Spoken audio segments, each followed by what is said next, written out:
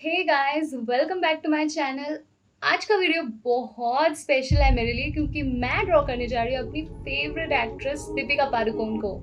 ये वाला पोर्ट्रेट भी मैंने कलर पेंसिल से ड्रॉ किया है। अगर आप एक बिगिनर हैं और कलर पेंसिल से पोर्ट्रेट ड्रॉ करना चाहते हो तो वीडियो को एंड तक ज़रूर देखिए।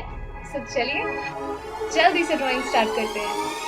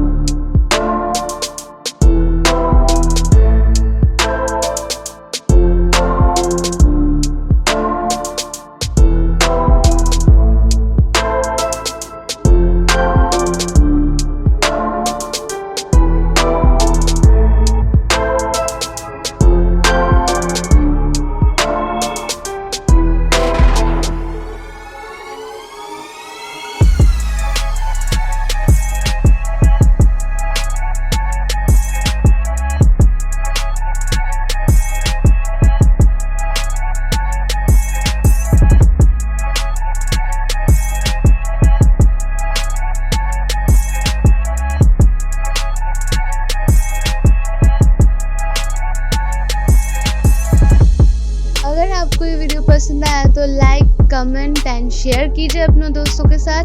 चैनल में नए हो तो सब्सक्राइब कीजिए। Happy independence day guys. अगली